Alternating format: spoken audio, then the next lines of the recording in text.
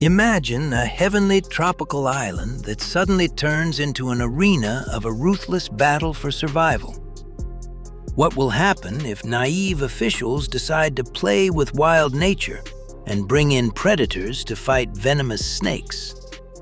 Today, we are going to talk about the Japanese island of Amami-Oshima, where at first glance, a good rescue mission turned into a real ecological nightmare. Subscribe to the channel. It will be interesting.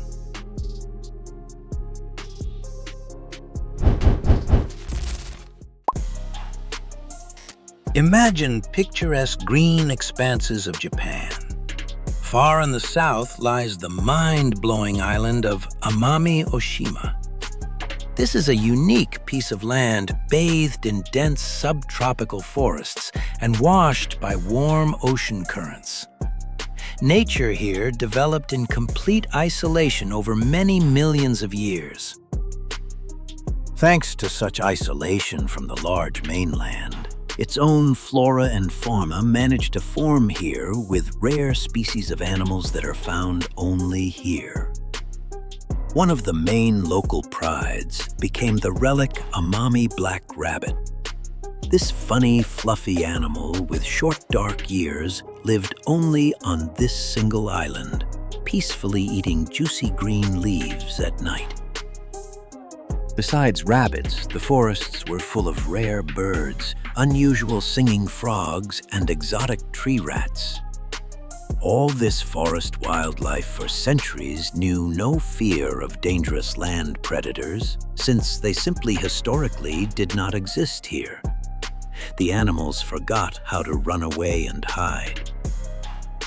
However, this green tropical paradise hid a truly deadly threat in its dense foliage. A real curse for all local peasants was a huge venomous snake named Habu. This cunning and muscular reptile could grow up to an incredible 2.5 meters in length, inspiring wild horror with its mere appearance. The Habu snake possessed a terrifyingly powerful toxic venom. It did not just paralyze the muscles of the bitten person, but literally broke down living tissues and caused excruciating sharp pain. If an unfortunate farmer accidentally stepped on a snake in the field, it was a matter of minutes to make it to a life-saving hospital bed.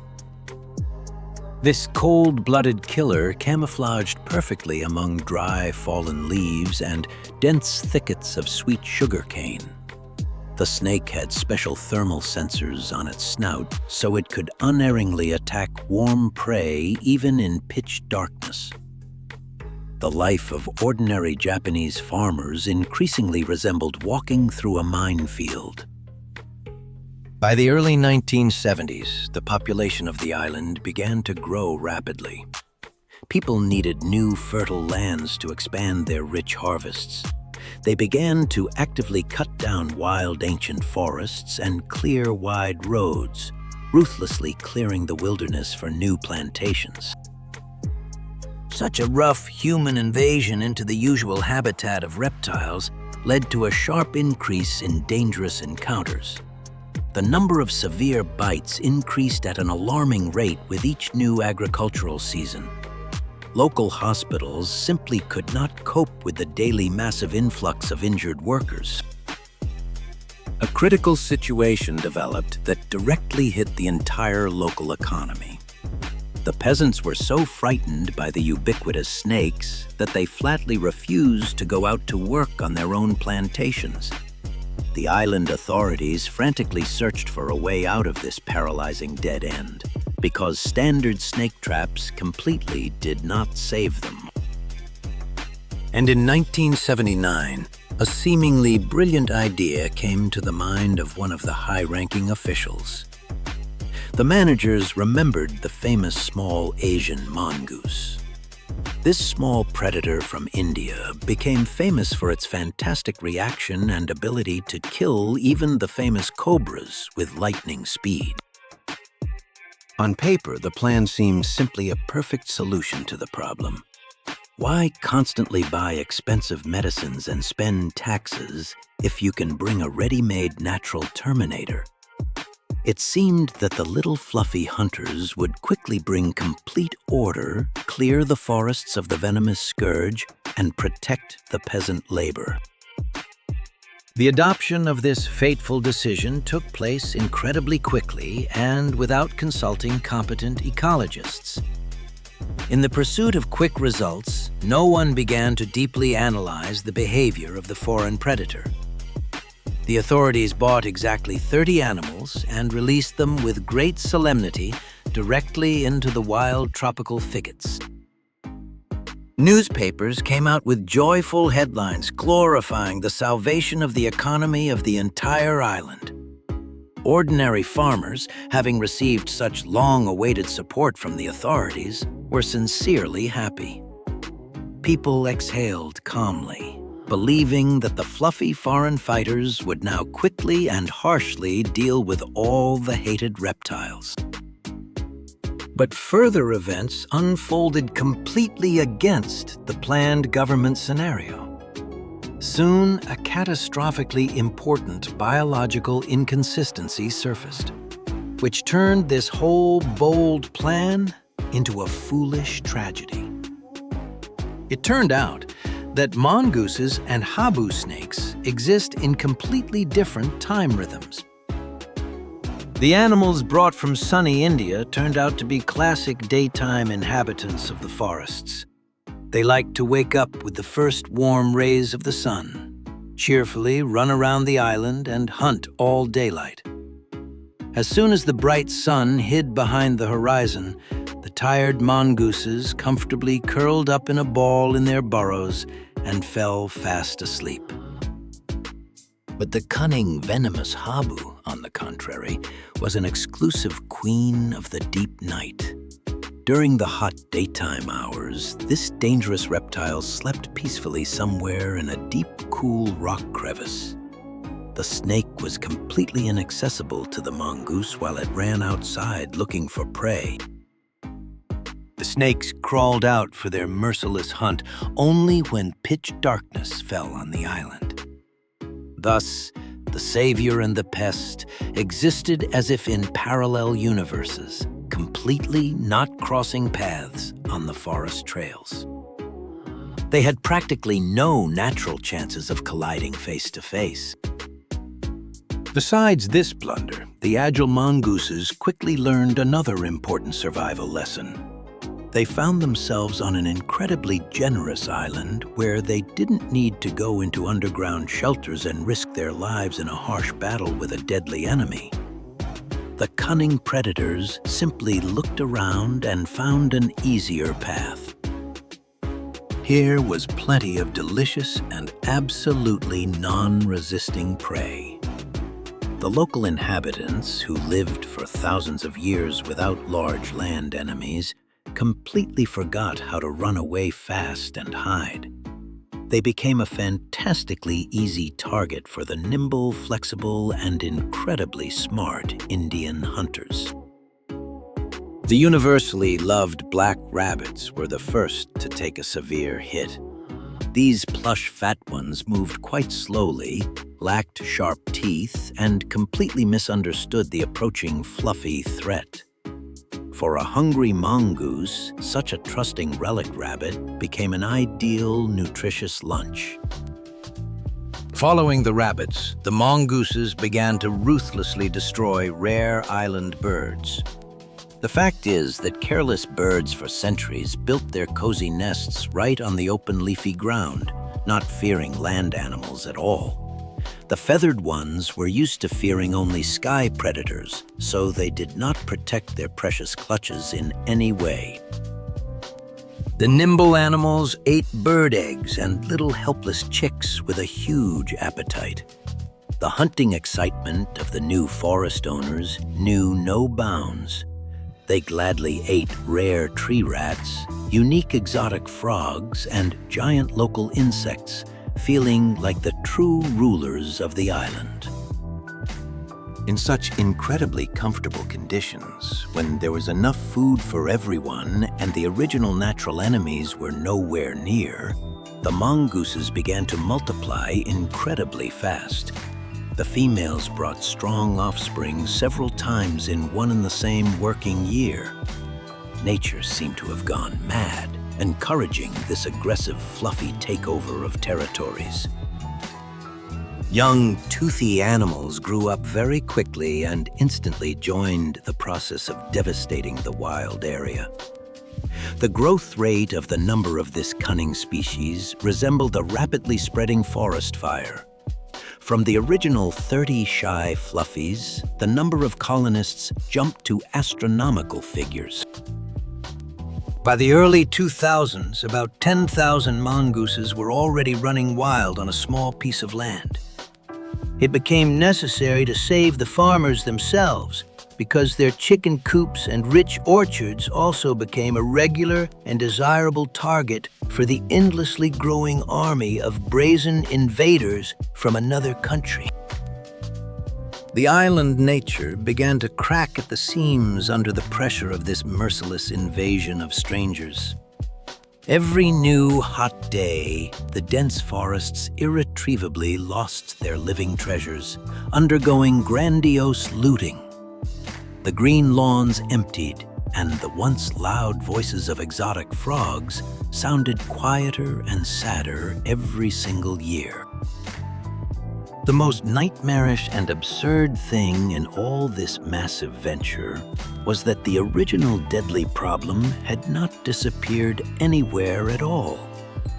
The multiplied Habu snakes regularly continued to crawl around night farms and extremely painfully bite the Japanese cultivating the land. Their population was not harmed by the mongooses even by a tiny fraction of a percent. The regional Japanese authorities found themselves facing a double deadly catastrophe. Not only were farmers still regularly and massively hospitalized, but now the status of the great natural heritage was also under a grandiose threat. The ideal cheap plan finally and publicly turned into a national disgrace. Vigilant biologists raised an incredible public outcry when they began fresh counts of the survivors. The numbers brought experts to a real shock. It turned out that the unique black rabbits had dropped to a miserable 2,000 frightened individuals. The probability of losing the entire ancient species became frighteningly real. It became perfectly clear that it was necessary to urgently stop this ecological machine of destruction. The Japanese authorities, realizing all the colossal shame from their historical mistake, made a radical and firm decision to clear the forests of mongooses. The cabinet of ministers was obliged to save their nature, regardless of any future colossal costs of resources. Billions of Japanese yen were allocated for a large-scale and unprecedented war with the mongooses. A special experienced commission was urgently convened in the capital, which was tasked with catching absolutely every single invasive predator. Thus began the loudest and most complex operation to save the fragile island biosystem from human carelessness. To catch the nimble animals, a special squad was formed, which unofficially received the sonorous name of the Mongoose Control Team. These most motivated trackers and tough biologists took on the heaviest burden. People combed the impassable green thickets for days on end to track down every aggressive, fluffy individual. The hunters developed a clear scheme and very carefully placed about 30,000 tricky mechanical traps along the winding mountain trails. These traps were designed in such a way as under no circumstances to injure accidental rare animals of the island. Every iron construction was checked by people daily and with enormous strict accuracy. But the mongooses, again for the umpteenth time, confirmed their loud title of extremely smart creatures. The animals incredibly nimbly learned to simply bypass the set traps, smelling the scents of dangerous metal and human presence. In the first hard months, the catch numbers remained simply ridiculous against the background of the entire giant colony of pests. Realizing the cunning of the enemy, smart people promptly changed their strategy. Dozens of specially trained dogs were connected to the exhausting forest work. The best four-legged sleuths of the country got down to business with unprecedented persistence. Their incredible sharp scent allowed them to find deep mongoose shelters even under a thick layer of heavy rocks. The brilliant work of canine teams made a powerful turning point in this fierce ecological war. The trained dogs not only tracked down the fugitives, but also very bravely drove the fluffy predators into tight dead ends, allowing the hunters to promptly do their job. Step by slow step, clearing by clearing, all the huge piece of land began gradually, through sweat and labor, to free itself from the influence of the mongooses. This incredibly hard process required iron patience of the whole squad. The smart animals tightly clung to their newly found comfortable territory. In the most remote and uninhabited areas of the humid subtropical forest, engineers installed the newest thermal detectors and hidden photo traps. These smart autonomous systems reliably recorded any movement of predators, sending data to the computers of catching groups. High technologies became the main salvation and a reliable tool in the hands of specialists. The fight with mongooses dragged on for long decades of exhausting physical labor and demanded truly colossal financial injections from the state budget. Every caught Indian animal cost the treasury a cosmic amount. Solving a single mistake of the last century turned into a real protracted financial black hole. Billions of Japanese yen went weekly to pay salaries to a huge staff of hunters, purchase advanced electronics, and constantly maintain tens of thousands of metal traps. It is important to understand that absolutely all these fantastic funds were spent not on improving the lives of people, but only on an attempt to return nature to its original state. To the great relief of ecologists, these many years of titanic efforts began to bring long-awaited results. The population of Amami black rabbits began to gradually, but very confidently, recover. The disappearing exotic birds bravely spread their wings again, filling the emerald forests with their joyful and loud singing. The island of Amami-Oshima was officially declared completely cleared of invasive fluffy invaders only after 40 years of continuous and fierce confrontation. This date became a real national triumph and a huge holiday for the entire global scientific community of biologists. However, behind the solemn facades of victorious reports hid an incredibly annoying and instructive paradox of this whole years-long drama. When the dust of the massive ecological war finally settled, the local population was horrified to realize the full depth of their absolute helplessness before great nature. The deadly Habu snakes, for the extermination of which all this monstrous and super expensive mess was started, absolutely did not disappear anywhere. Their huge population did not suffer from the imported Indian predators. The dangerous reptiles remained the rightful masters of these territories. After long, tense decades, the tired Japanese peasants found themselves again on the very same starting line of their original misfortune. The terrifying venomous threat still quietly glided around the farm fields, completely ignoring all past historical upheavals. The ancient reptiles completely indifferently survived all the grandiose rescue ambitions of the capital managers. No cheap and instant magical healing occurred.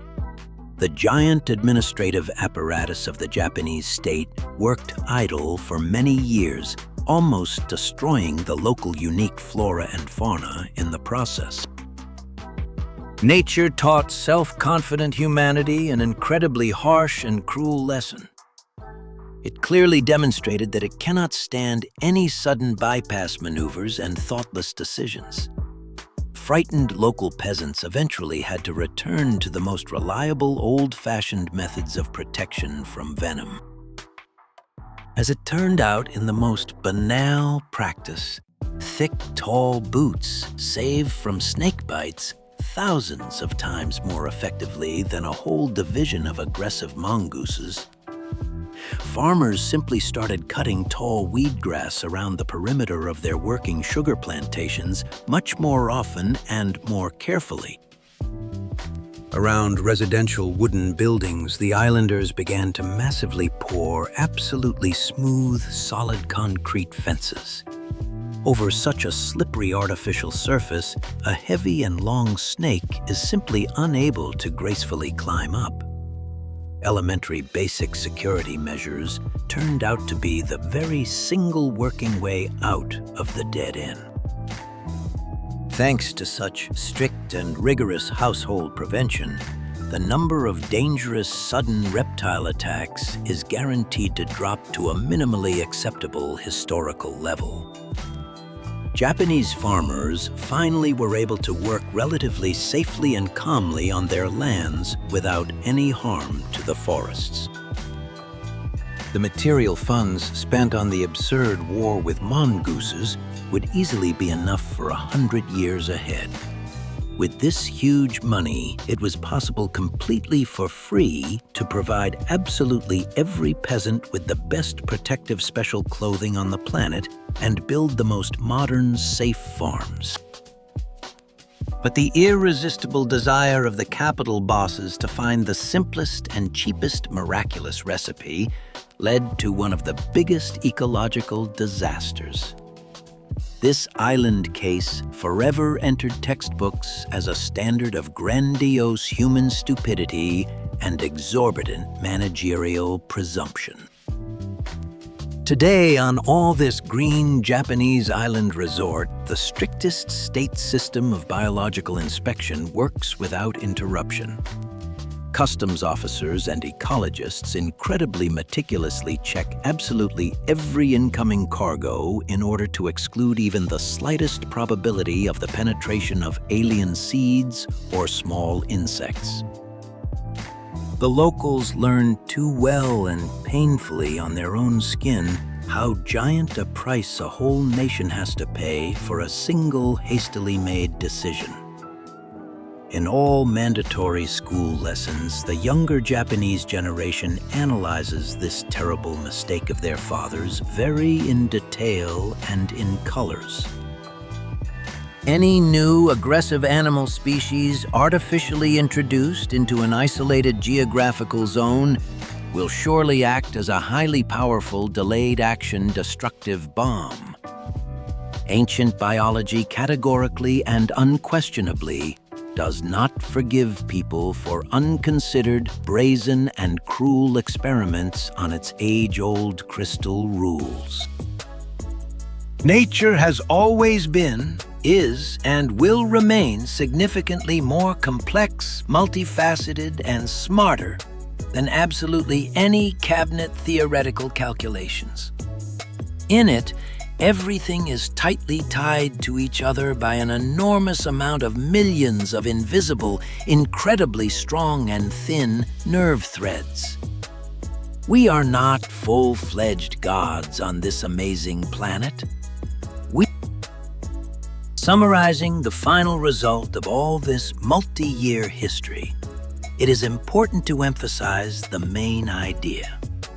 Having tried to deceive nature, people created a global nightmare and paid billions for the right just to return to the beginning of the journey. This bitter lesson must become an example for future generations. Subscribe to the channel and write in the comments how this problem could have been solved.